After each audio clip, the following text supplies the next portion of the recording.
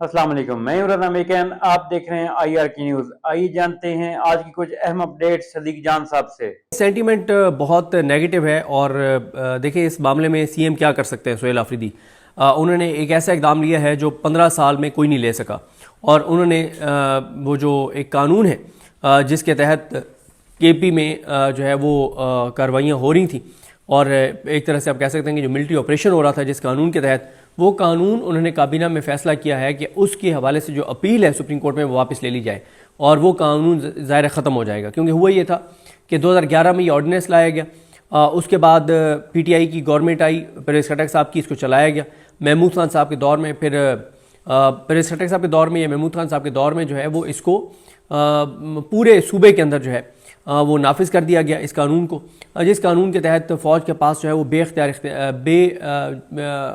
बहुत ज़्यादा इख्तियारात हैं, और उसमें उनके पास ये भी है कि वो किसी भी घर में जाके छापा मार सकते हैं, किसी को भी उठा सकते हैं, और बहुत सारे उनके पास जो है वो इख्तियारात हैं। अब इस कानून को उसके बाद ये हो कि 2019 में इस कानून को पेशावर हाई कोर्ट में चैलेंज किया गया। पेशावर हाई कोर्ट ने इस कानून को कलअदम करार दे दिया। पीटीआई की गवर्नमेंट ने उसको पेशावर हाई कोर्ट के फैसले को सुप्रीम कोर्ट में चैलेंज कर दिया। सुप्रीम कोर्ट ने उस फैसले को मुअत्तल कर दिया और केस पेंडिंग रख लिया। उसके बाद से आज तक वो केस नहीं लगा। अब सुहेल आफरीदी साहब ने काबीना के पहले इजलास में, जो उन्होंने तकरीर में ऐलान किया था, उन्होंने पहले इजलास में ये फैसला किया है काबीना ने कि इस कानून को वापस वो अपील वापस ले ली जाए। जब केपी गवर्नमेंट वो अपील वापस लेगी तो फिर पेशावर हाई कोर्ट का फैसला इनफील्ड आ जाएगा और वो कानून कलअदम हो जाएगा। लेकिन देखें, क्या उससे मिलिट्री ऑपरेशन रुक जाएगा? उससे मिलिट्री ऑपरेशन नहीं रुकेगा। लेकिन उससे फ़र्क क्या पड़ेगा? एक है कि केपी गवर्नमेंट और केपी गवर्नमेंट की यानी वो इनवाइट कर रही हो फ़ौज को कि आप आएँ और हमारे सूबे में ऑपरेशन करें, इसमें, और वफाक फ़ौज को भेज रहा हो कि जाके केपी में ऑपरेशन करो, इसमें बहुत फ़र्क है। तो उन्होंने, ज़ाहिर है, देखें, सुहेल आफरीदी साहब ने खुद भी ये कहा कि उनके ऊपर जो FIR की गई, उस FIR का मकसद ये था, वो एक फुल टॉस थी, और मकसद ये था कि वो उसके ऊपर उस नो बॉल के ऊपर छक्का मारे और इनको को मौका मिले उनके खिलाफ कार्रवाई करने का। सुहेल आफरीदी साहब ने उसके ऊपर बड़ी मैच्योरिटी का सबूत दिया, और उन्होंने वो चीज़ नहीं की जो ये चाहते थे, और ये इस बात का उन्होंने 3 बार जिक्र भी किया है। देखें, सुहेल आफरीदी आइन और कानून के दायरे में रहकर हर चीज़ कर रहे हैं, हर बात कर रहे हैं।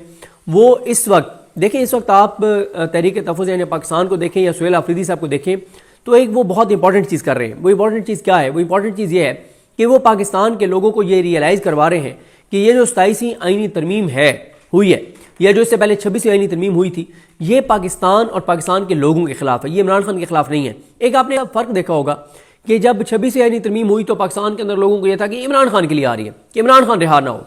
लेकिन हालांकि उस वक्त मैं सोचता हूँ ये नैरेटिव गलत बना था। उस वक्त भी सबको ये बात करनी चाहिए थी कि इमरान खान के खिलाफ नहीं, ये पाकिस्तान के खिलाफ है और इसका बड़ा नुकसान होगा।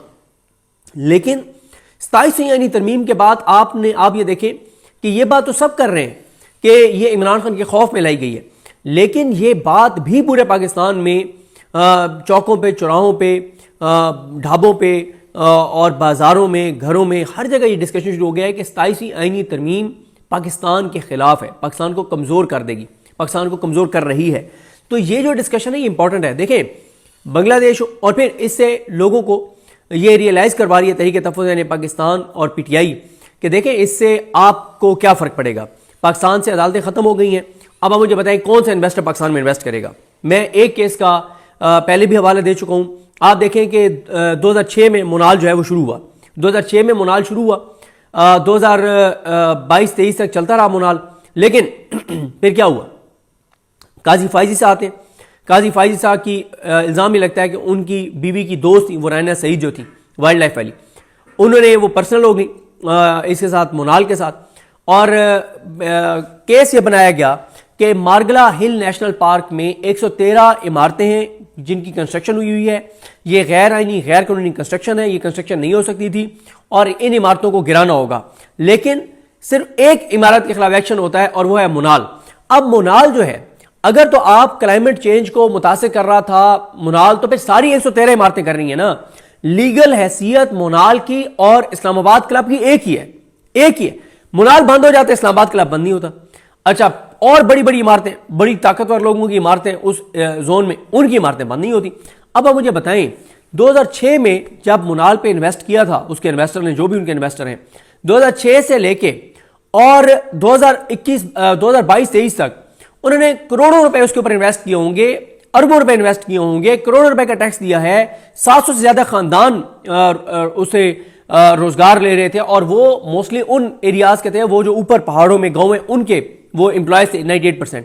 اب آپ مجھے بتائیں کہ آپ نے ایک چیف جسٹس پاکستان نے اپنی بیوی کی سہیلی جو الزام لگتا ہے کہ صرف اس کے کہنے کے اوپر یہ ایکشن لیا, تو مجھے بتائیں اب کوئی انویسٹر الو کا پٹھا ہے, اس کا دماغ خراب ہے کہ وہ پاکستان کے اندر انویسٹ کرے گا کہ کل کو امین الدین خان صاحب کی کوئی بیگم یا کسی اور جج کی بیگم کی کوئی دوست کہتی ہے جی یہ میرا تو اس سے پرسنل ایشو ہے اس بندے کے ساتھ جس نے یہ اربوں روپے انویسٹ کیے ہوئے, اور وہ آئینی عدالت یا سپریم کورٹ کا جج اس کے خلاف کارروائی کر دے گا, اس کاروبار کو بند کر دے گا, اور حکومت اس لیے اس کے اوپر سٹینڈ نہیں لے گی کیونکہ حکومت کا اس جج کے ساتھ مفاد ہے کہ یہ جج ہمارے فارم 47 نہ کھول دے, فارم 45 کا نتائج نہ جاری کروا دے, یہ جج جو ہے وہ نہ کروا دے جسے کہتے ہیں کوئی تحقیقات نہ کروا دے, کوئی الیکشن والے دھاندلی نہ, مطلب کیونکہ آپ کا ذاتی مفاد ہے اس جج کے ساتھ اور وہ جج آپ کو سپورٹ کر رہا ہے تو وہ کسی اور کے خلاف کوئی بھی کارروائی کر رہا ہے تو آپ کرنے دیں گے.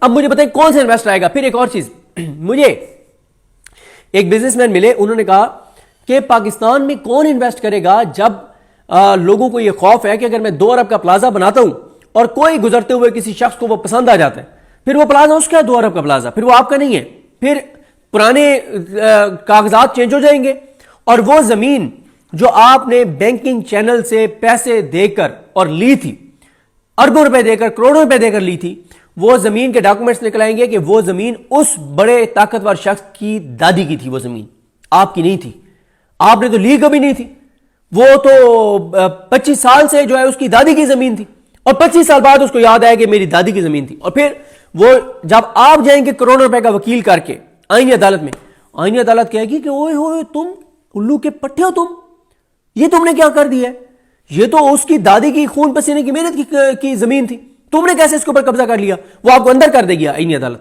جب یہ ایک اور ہوگا, اسے ہو کیا رہا ہے, آج آپ نے دیکھا کہ وہ میں دیکھ رہا تھا کون ایک اور کمپنی پاکستان سے جا رہی ہے, میں ابھی آپ کے ساتھ رہتے ہوئے دیکھ لیتا ہوں, آپ صرف ایک لسٹ بنا لیں کہ پچھلے 3 سالوں میں کتنی بڑی بڑی کمپنیز, میڈیسن کی companies, international companies, oil sector کی کمپنیز, میڈیسن کی کمپنیز, کارخانے, کتنے لوگ پیسے والے یہاں سے اپنے سب کو جو ہے وہ بیرون ملک لے کر چلے گئے ہیں.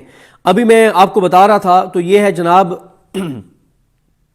یہ ہے جلٹ بلیڈ بنانے والی جو کمپنی ہے, یہ جا رہی ہے جناب, یہ رخصت ہو رہی ہے پاکستان سے. تو ناظرین یہ تھی آج کی اہم اپڈیٹس جو آپ نے جانی صدیق جان کی زبانی. اسی کے ساتھ اپنے میزبان روزہ میکن کو اجازت دیجیے. اللہ حافظ.